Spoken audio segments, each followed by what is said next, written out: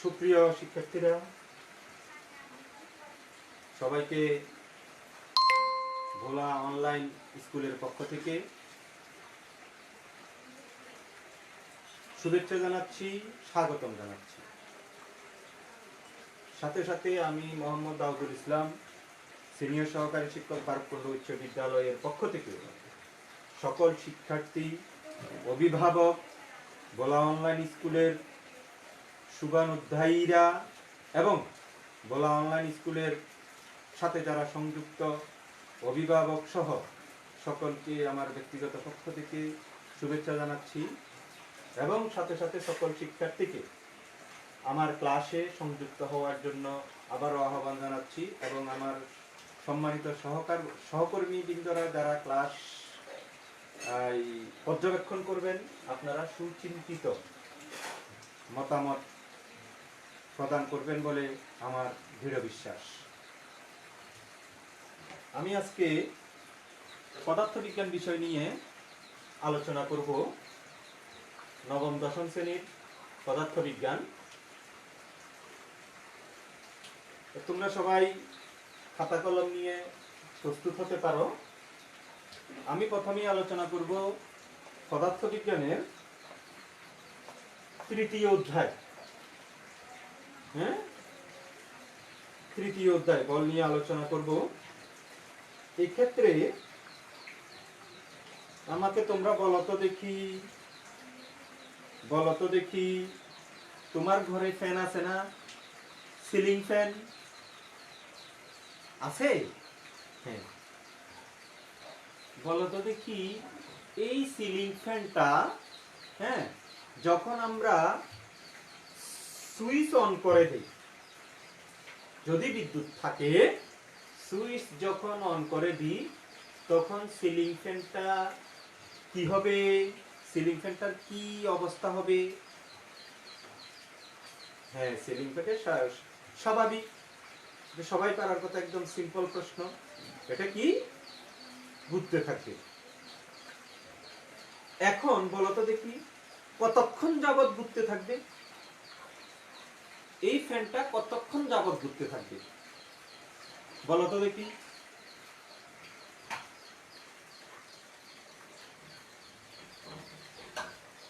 হ্যাঁ, যতক্ষণ না বিদ্যুৎ চলে যায় অথবা সুইচ বন্ধ না করা হয় অথবা ফ্যানের মধ্যে যদি কোনো বাধা প্রদান না করা হয়, ততক্ষণ পর্যন্ত এটি কি চলতে থাকবে। অর্থাৎ আমরা কি বুঝতে পেলাম এখান থেকে? আমরা বুঝতে পেলাম যতক্ষণ পর্যন্ত এই ফ্যানের মধ্যে কোনো বাহ্যিক বল প্রয়োগ করা না হবে, অর্থাৎ বাইরে থেকে কোনো বল প্রয়োগ করা না হবে, মানে সুইচ বন্ধ করা হবে না, বিদ্যুৎ যাবে না, আমি কোনো কিছু দিয়ে ফ্যানটার পাখাকে বাধাগ্রস্ত করব না।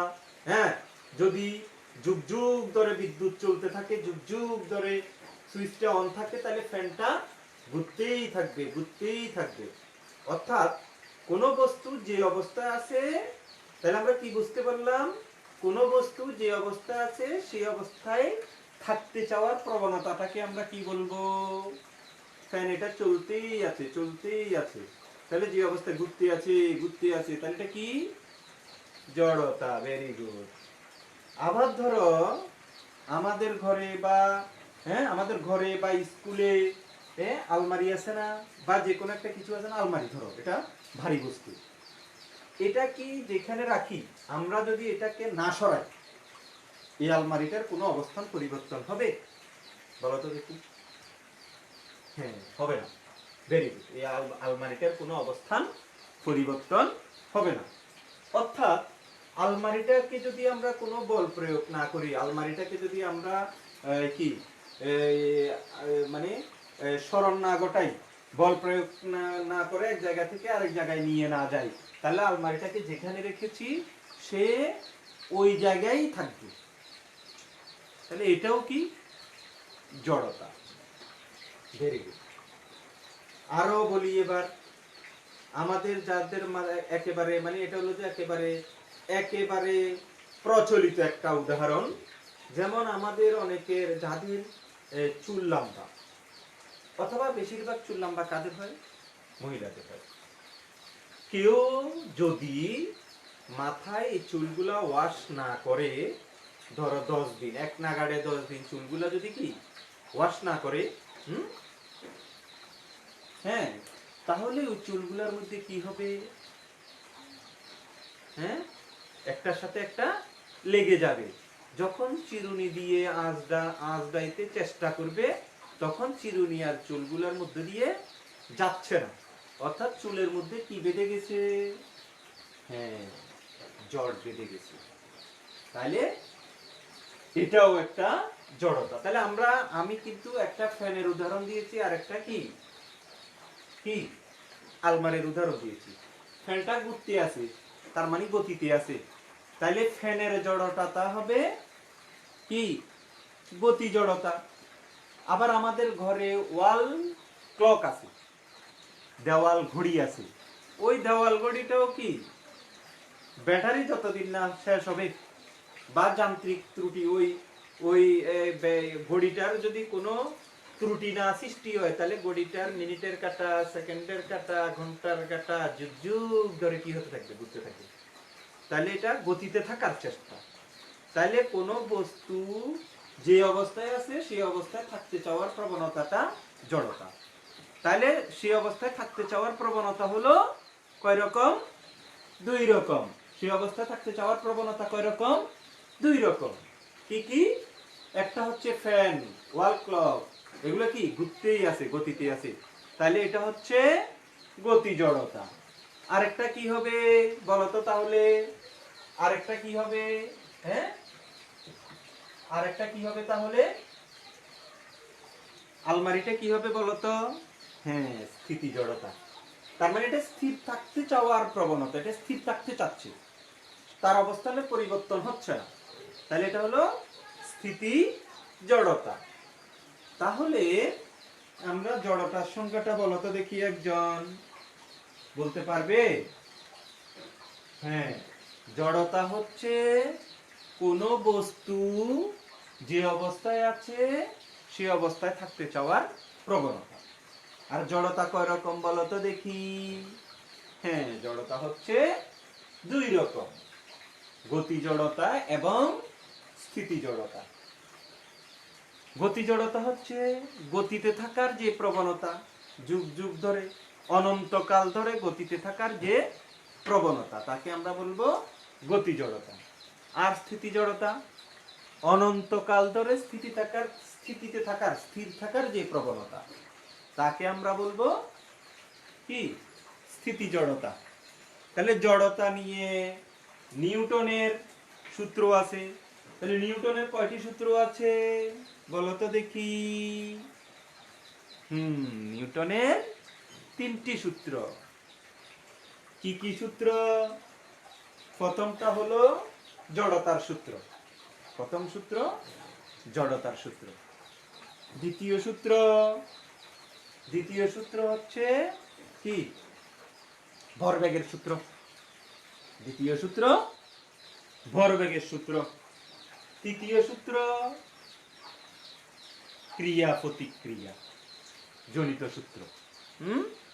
তাহলে আমরা নিউটনের গতিসূত্রগুলো একটু আজকে আলোচনা করি, কেমন? তাহলে প্রথম সূত্র আমরা ইতিমধ্যে প্রায় আলোচনা করে ফেলেছি। প্রথম সূত্রটা হলো জড়তার সূত্র। প্রথম সূত্রটা হলো কি? জড়তার সূত্র। তাইলে প্রথম সূত্রকে আমরা কিভাবে বিবৃতি করতে পারি বলতো দেখি? নিউটনের প্রথম সূত্র। প্রথম সূত্র বা জড়তার সূত্র।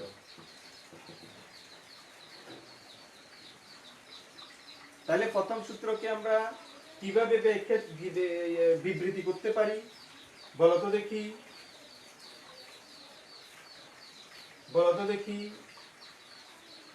বাহ্যিক কোনো বল প্রয়োগ না করলে, বাহ্যিক কোনো বল প্রয়োগ না করলে স্থির বস্তু চিরকাল স্থির, চিরকাল বা অনন্তকাল স্থির এবং গতিশীল বস্তু চিরকাল গতিতে থাকতে চায়। এটা হচ্ছে নিউটনের গতির প্রথম সূত্র বা জড়তার সূত্র। কেমন? এখন আসো কি দ্বিতীয় সূত্র।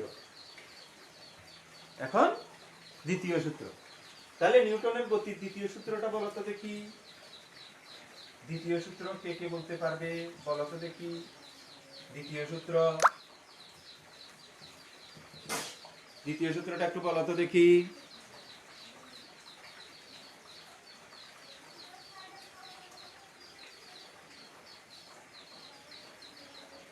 কেউ বলতে পারবে নিউটনের গতির দ্বিতীয় সূত্র? একটু চেষ্টা করো তো দেখি। পারবে, একটু চেষ্টা করলে তোমরা পারবে। বলো।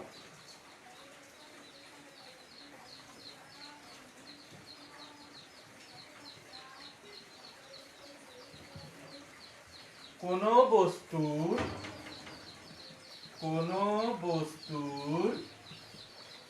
ভর ব্যাগের পরিবর্তনের হার, কোন বস্তুর ভরবেগের পরিবর্তনের হার প্রযুক্ত বলের সমানুপাতিক এবং বল যেদিকে ক্রিয়া করবে বস্তুর ভরবেগের পরিবর্তনও সেই দিকে ঘটবে। তাহলে কি কোন বস্তুর নিউটনের গতির দ্বিতীয় সূত্র, যেটাকে আমরা কি বলছিলাম ভরবেগের সূত্র, তাহলে কি কোন বস্তুর কি এটা আবার ভরবেগটা ভরবেগ কি থেকে আসতেছে? বল ও ত্বরণ থেকে আসতেছে। তাহলে এটাকে আমরা ভরবেগের সূত্র, বল ও ত্বরণের সূত্র বা বল ও ত্বরণের মধ্যে সম্পর্ক স্থাপনকারী সূত্র বলতে পারি। কোন বস্তুর ভরবেগের পরিবর্তনের হার প্রযুক্ত বলের সমানুপাতিক। তাহলে এখন বলো তো ভরবেগ কাকে বলে? ভরবেগ ভর ও বেগের গুণফলকে, ভেরি গুড, ভর ও বেগের গুণফলকে ভরবেগ বলে। তাহলে ভর কাকে বলে? কেউ কি বলতে পারবে ভর? এটা তো আমরা অনেক আগেই শিখেছি, ক্লাস 5 ছিল, 6 ছিল। হ্যাঁ, ভেরি গুড। কোন বস্তুর মধ্যে মোট পদার্থের পরিমাণকেই ভর বলে। কোন বস্তুর মধ্যে মোট পদার্থের পরিমাণকেই ভর বলে। আচ্ছা, ভেরি গুড। তাহলে ব্যাগ কাকে বলে? ব্যাগ নির্দিষ্ট দিকে কোন বস্তুর অবস্থান পরিবর্তনের হারকে ব্যাগ বলে। নির্দিষ্ট দিকে কোন বস্তুর অবস্থান পরিবর্তনের হারকে ব্যাগ বলে। তাহলে বড় ব্যাগের পরিবর্তনের হার, বড় ব্যাগের পরিবর্তনের হার, ভরকে আমরা কি দ্বারা প্রকাশ করি? এম দ্বারা। ব্যাগকে আমরা কি দ্বারা প্রকাশ করি বলতো দেখি। ব্যাগকে এখন প্রশ্ন হলো, ব্যাগ তো আমরা মোটামুটি দুই রকমের আলোচনা করি। কি কি? আদি ব্যাগ এবং শেষ ব্যাগ। গড় ব্যাগ আছে, অসম ব্যাগ আছে, সুষম ব্যাগ আছে, আরো অনেকগুলা ব্যাগ আছে। সাধারণত আমরা দুইটা প্রতীক দিয়েই ব্যাগ ব্যবহার করে থাকি। কি? আদি ব্যাগকে ইউ দ্বারা আর শেষ ব্যাগকে ভি দ্বারা। যেহেতু এখানে ভরবেগের পরিবর্তনের হার বলেছে, তাহলে ভরবেগও দুইটা হবে, আদি ভরবেগ আর শেষ ভরবেগ। কেমন? আচ্ছা, তাহলে কি কোন বস্তুর ভরবেগের পরিবর্তনের হার প্রযুক্ত বলের মানে ওই বস্তুর উপর যে বল প্রয়োগ করা হবে। তাহলে আমরা বলকে কি দ্বারা প্রকাশ করি বলতো? ফাইন, এফ দ্বারা। বলকে আমরা এফ দ্বারা প্রকাশ করি। হ্যাঁ, তাহলে ওই এফ এর সমানুপাতিক এবং বল যেদিকে ক্রিয়া করবে, আমি যদি বলকে সামনের দিকে ক্রিয়া করাই, ভরবেগের পরিবর্তনও সামনের দিকে হবে। বল যদি উপরের দিকে প্রয়োগ করি, ভরবেগের পরিবর্তনও উপরের দিকে হবে। আবার বল যদি আমি পিছনের দিকে প্রয়োগ করি, ভরবেগের পরিবর্তনও পিছনের দিকে হবে। আচ্ছা, এখন আমরা নিউটনের দ্বিতীয় সূত্র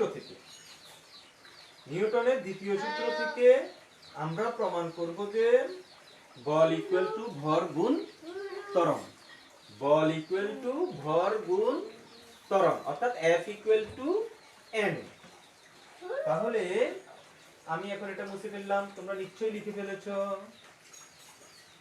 তাহলে নিউটনের গতির দ্বিতীয় সূত্র থেকে প্রমাণ করো যে নিউটনের গতির দ্বিতীয় সূত্র থেকে প্রমাণ করো যে কি F ইকুয়াল m, অর্থাৎ বল ইকুয়াল ভর গুণ ত্বরণ। ঠিক না? আচ্ছা, তাহলে এটার জন্য আমাকে করতে হবে কি? প্রথমে আমি নিউটনের গতির দ্বিতীয় সূত্রটা লিখতে হবে। আমরা লিখছি না? প্রথমে দ্বিতীয় সূত্রটা লিখতে হবে। তারপর আমরা ধরি কি বলা হচ্ছে, এখানে কি কি আছে? ভর আছে, বেগ আছে, বল আছে। ভর আছে, বেগ আছে, আর কি আছে? বল আছে। তাহলে এই তিনটা জিনিস মনে করি m ভরে m কেজি ভরের কোন বস্তু u metre per second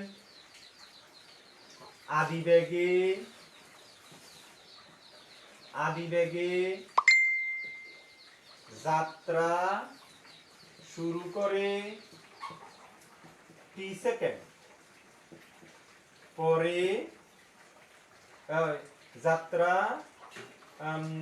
m ভরের কোন বস্তুর উপর বস্তু u আদিবেগে যাত্রা শুরু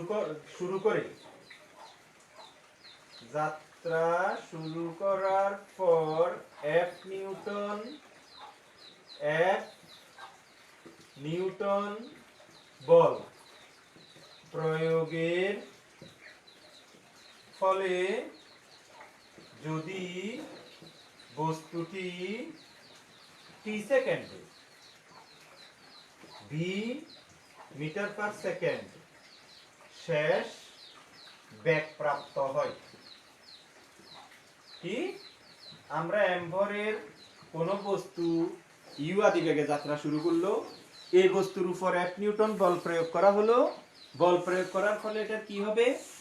বল প্রয়োগ করার ফলে এটা t সেকেন্ড সময় পরে, t সেকেন্ড বলতে 5 সেকেন্ড, 10 সেকেন্ড, 5 মিনিট, 20 মিনিট এরকম হতে পারে। t সেকেন্ড পরে v শেষ বেগ প্রাপ্ত হলো। কেমন? তাহলে আমরা এখন কি লিখতে পারি? এটা আমি এখন মুছে ফেলি। তাহলে বস্তুটির আদি ভরবেগ, কি আদি ভরবেগ আমি আগেই আলোচনা করেছি। ভরবেগ কাহাকে বলে? তোমরা বলেছো ভরবেগের গুণফলকে ভরবেগ বলে। তাহলে আদি বেগ গুণ ভর। তাহলে কি ভর কি m আর আদি বেগ কি u। তাহলে আদি ভরবেগ হলো mu। বস্তুটির শেষ ভরবেগ কি হবে? বলো তো দেখি। শেষ বেগ গুণ ভর, তাহলে mv। শেষ ভরবেগ কি হচ্ছে? mv। কেমন? তাহলে সুতরাং এই যে v হলো কত সেকেন্ড পরে? t সেকেন্ড পরে। তাহলে এখানে যেহেতু আমরা দুটো বেগ পেয়েছি, ভরবেগ পেয়েছি, তাহলে ভরবেগের পরিবর্তন বের করতে পারবো না? তাহলে এই পরিবর্তনটা কত সময়ে হলো? ওই যে শেষ বেগ যত সময় হয়েছে, শেষ বেগ কত সময় হয়েছে? টি সময়ে। Very good. তাহলে টি সময়ে, টি সেকেন্ডে, হ্যাঁ, বস্তুটির বেগের পরিবর্তন, বেগের পরিবর্তন কি শেষ বস্তুটির বেগের পরিবর্তন হবে? হ্যাঁ, তোমরা কেউ কিন্তু কমেন্টস করো না। ভরবেগের পরিবর্তন হবে। টি সেকেন্ডে বস্তুটির ভরবেগের পরিবর্তন সমান কি হবে? mv minus mu। টি সেকেন্ডে বস্তুটির কি ভরবেগের পরিবর্তন কি? mv minus mu। শেষ ভরবেগ বিয়োগ আদি ভরবেগ। সুতরাং 1 সেকেন্ডে বস্তুটির ভরবেগের পরিবর্তন আরো কম হবে না বেশি হবে? ফাইন, কম হবে। কম হলে কি? ভাগ mv minus mu by t। তাহলে কি হলো? আমরা m কমন নিলাম, v minus u by t, v minus u by t।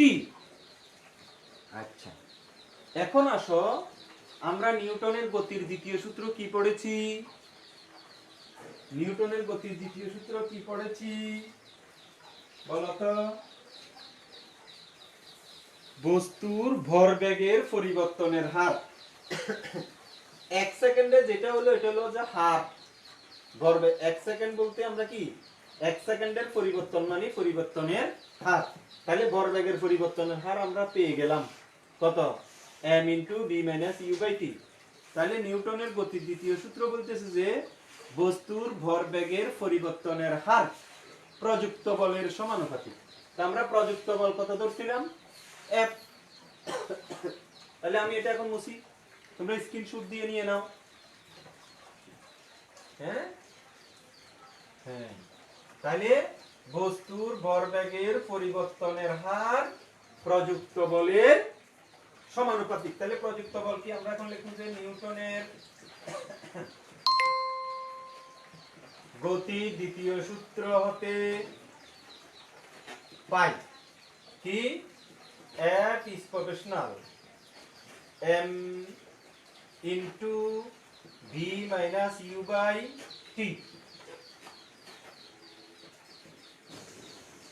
তাহলে F এটারে আমরা একটা সমীকরণ দিয়ে রেখে দিলাম, এটারে আমরা কি একটা সমীকরণ দিয়ে রেখে দিলাম। এখন আমরা এটা মুছে ফেলি। কেউ কি বলতে পারবে ত্বরণ কাহাকে বলে? বলো তো দেখি, ত্বরণ কাহাকে বলে? তুমি বলো। হ্যাঁ, বস্তুর কি বেগ বৃদ্ধির হারকে ত্বরণ বলে। অথবা কিভাবে বলা যায়? প্রতি সেকেন্ডে বস্তুর বেগ যতটুকু বৃদ্ধি পায় তাকে কি বলে? ত্বরণ বলে। তাইলে টি সেকেন্ডে যদি বেগ বৃদ্ধি পায় v - u, সুতরাং 1 সেকেন্ডে বৃদ্ধি পায় কি? v - u বাই কি হবে? t। তাহলে আমরা 1 সেকেন্ডে যে বেগ বৃদ্ধি পায় সেটাকে আমরা কি দ্বারা কি বলি? ত্বরণ বলি। তাহলে ত্বরণকে কি দ্বারা প্রকাশ করা হয়? a দ্বারা। তাহলে আমরা a ইকুয়াল কি লিখতে পারবো? v - u by t। তাহলে আমরা কি লিখবো? ত্বরণের কি সংজ্ঞা হতে পাই a equal v - u by কি t। এই যে ব্যাক কয়টা ব্যাক 1 সেকেন্ডে যে পরিমাণ বেগ বৃদ্ধি পায়, তাহলে আদি বেগ যদি u হয়, শেষ বেগ যদি v হয়, তাহলে 3 সেকেন্ডে বেগ বৃদ্ধি পাবে শেষ বেগ বিয়োগ আদি বেগ। 1 সেকেন্ডে বেগ বৃদ্ধি পাবে শেষ বেগ বিয়োগ আদি বেগ বাই কত? t, আরো কম। তাহলে আমরা 1 সেকেন্ডে যে পরিমাণ বেগ বৃদ্ধি পায় তাকে কি বলেছি? ত্বরণ বলেছি। ত্বরণকে কি দ্বারা প্রকাশ করা হয়? a দ্বারা প্রকাশ করা হয়। তাহলে a equal to v - u by t। আমরা এখন কি লিখলাম? সরণের সংজ্ঞা হতে পাই a equal v - u by T. তাহলে এর মান 1 নং এ বসিয়ে পাই, 1 নং এ এর মান বসিয়ে পাই। তাহলে কি f is proportional m into b minus u by t। f is proportional a b minus u by t সমান কি লিখতে পারবো আমরা, কি a। তাহলে কি হলো m a, এটারে দিলাম আমরা 2 নাম্বার সমীকরণ। একটু তাড়াতাড়ি লিখে ফেলো অথবা স্ক্রিনশট দিয়ে নিয়ে নাও।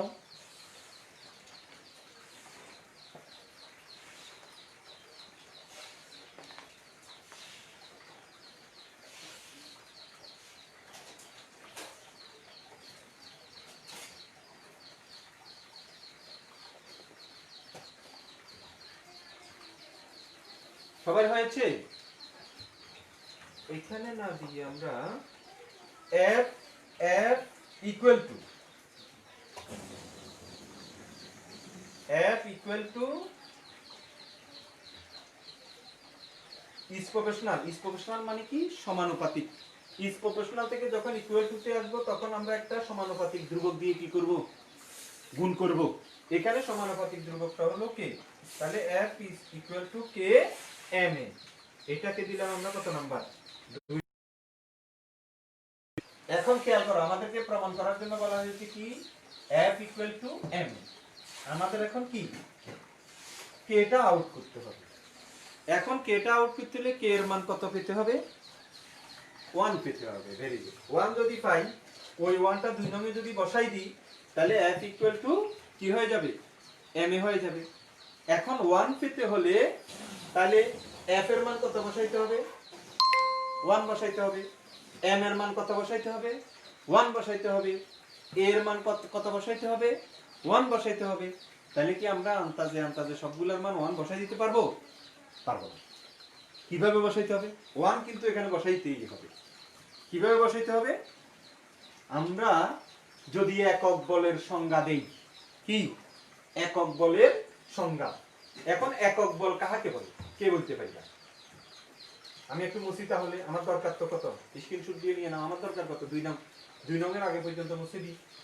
একক বল কে বলতে পারবা, একটু বলো তো।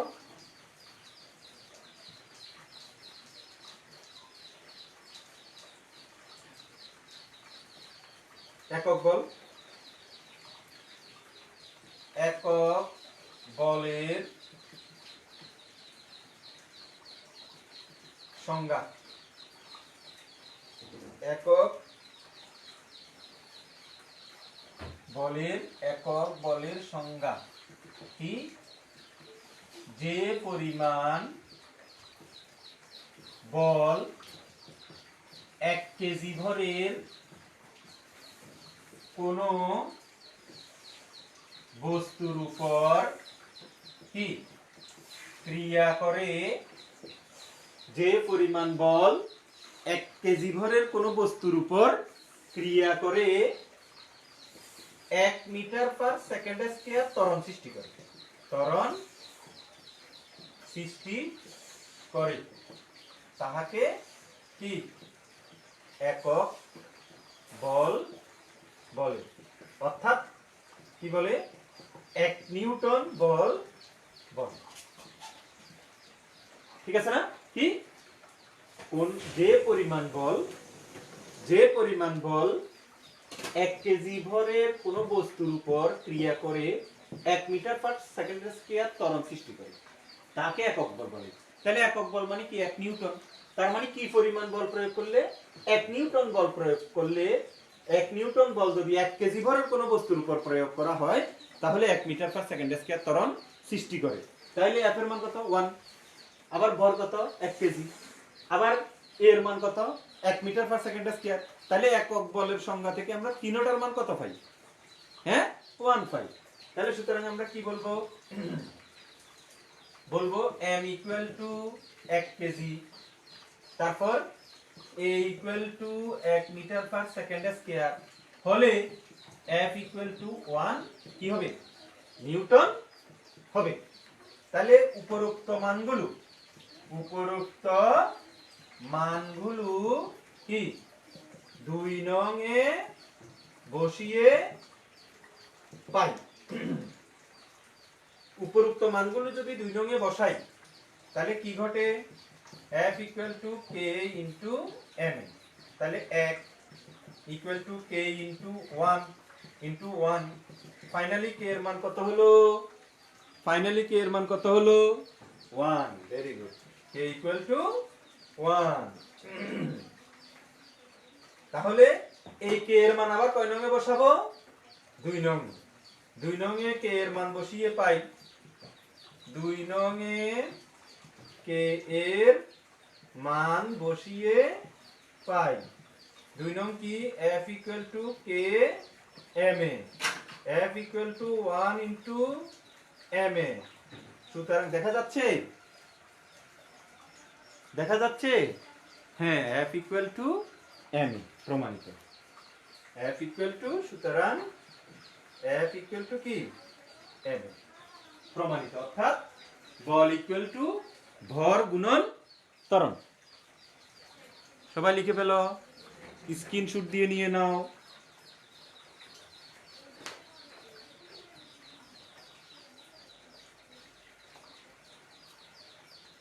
আচ্ছা, আমরা আগামীকালকে নিউটনের গতির তৃতীয় সূত্র থেকে ভরবেগের সংরক্ষণ নীতি প্রমাণ করব, বা ভরবেগের সংরক্ষণ নীতির রাশিমালা বের করব। এখন বলো তো দেখি, নিউটনের গতির তৃতীয় সূত্র কি? নিউটনের গতির তৃতীয় সূত্রটা আমরা আলোচনা করে ফেলি, তারপর তৃতীয় সূত্র থেকে ভরবেগের সংরক্ষণ নীতি, এটা আগামী ক্লাসে করব। তাহলে নিউটনের গতির তৃতীয় সূত্র হচ্ছে, হ্যাঁ, প্রত্যেক বস্তুর একটি সমান ও বিপরীত প্রতিক্রিয়া আছে। ফাইন, প্রত্যেক বস্তুর একটি সমান ও বিপরীত প্রতিক্রিয়া বল আছে। প্রত্যেক বস্তুর একটি সমান ও বিপরীত প্রতিক্রিয়া বল আছে। হ্যাঁ,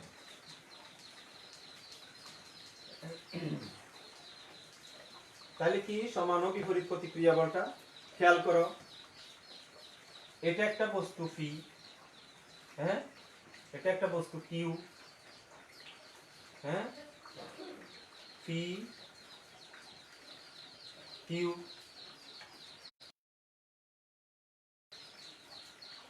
এখন আমি যদি ফি বস্তুর উপর কি, ফি বস্তুর উপর যদি F1 বল প্রয়োগ করি, ফি বস্তুর উপর যদি F1 বল প্রয়োগ করি, হ্যাঁ, এই ফি বস্তুটি কিউ বস্তুটিকে F1 বলে কি করবে, ধাক্কা দিবে। আবার কিউ বস্তুটি কিউ যখন, এই যে এটা ক্রিয়াজনিত বল, F1 হচ্ছে কি, F1 হচ্ছে ক্রিয়াজনিত বল, ক্রিয়াজনিত বল। এখন প্রতিক্রিয়া কি, যখন সংঘর্ষ হবে, যখন কি হবে, সংঘর্ষ হবে, ফি বস্তুটি কিউ বস্তুর, ফি বস্তুর বেগ u1 আর কিউ বস্তুর বেগ u2। u1 টা, এই যে ফি যদি কিউ কে কি করতে হয়, যেহেতু দুজনেই বেগ নিয়ে যাচ্ছে, ফি যদি কিউ কে কি আঘাত করতে হয়, তাহলে ফি বস্তুর বেগ কিউ বস্তুর বেগ থেকে কি হতে হবে, বেশি হতে হবে। না হলে তো ফি কিউ কে ধরতে পারবে না। ফি যদি দ্রুত না যায় কিউ থেকে, তাহলে তো ফি কিউ কে কি ধরতে পারবে না, ফলে ফি বস্তু কিউ বস্তুকে কি আঘাত করতে পারবে না। তাহলে আঘাত করতে হলে ফি বস্তুর বেগ কিউ বস্তুর বেগ থেকে কি হতে হবে, বেশি হতে হবে। তাহলে এই ফি বস্তুটি কিউ বস্তুকে যখন কি করবে, F1 বলে কি করবে, আঘাত করবে, হ্যাঁ, সেটা ক্রিয়াজনিত বল। তখন কিউ বস্তুটি ফি বস্তুর উপরও একটি বল প্রয়োগ করবে, সেটা হলো প্রতিক্রিয়াজনিত বল, সেটা হলো F2।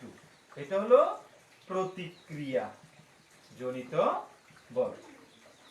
তাহলে খেয়াল করো, এটা হলো F2।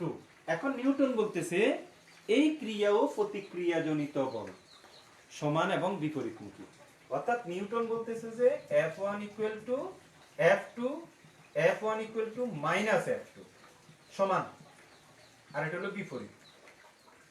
আমরা উভয়টাকে এটা বাদ দিয়ে এটা লিখতে পারি, এটাকে দুটাই বলতে পারি, একটা হলো F1 ইকুয়াল টু F2 সমান, আর F1 equal to minus F2 প্রতিক্রিয়া মানে বিপরীত। একটা হলো সমান আর একটা হলো, এটা হলো সমান, এটা হলো কি বিপরীত। হ্যাঁ, যে জন্য বল প্রয়োগ করছে তার বিপরীত হইতে পারে। আবার যে জন্য বল প্রয়োগ করছে কি বস্তুটিকে সামনের দিকে যাওয়ার জন্য, যাইতেও পারে। আবার দিছে বল প্রয়োগ করা হচ্ছে সামনের বস্তু, কি বস্তুকে সামনের দিকে যাওয়ার জন্য, কিন্তু হিতে বিপরীত হলো, পিছনের দিকে গেল, বিপরীত হতে পারে। হতে পারে না? আমরা একটা গাছকে সামনের দিকে নিয়ে যাওয়ার জন্য কি বল প্রয়োগ করি। অনেক সময় দেখা যায় যে গাছটা আমরা যেদিকে যাওয়ার জন্য বল প্রয়োগ করছি তার অল্টারনেটিভ দিকে চলে আসতেছি, তাহলে এটা প্রতিক্রিয়া জনিত বল। হ্যাঁ, বিপরীতমুখী বল, বিপরীত।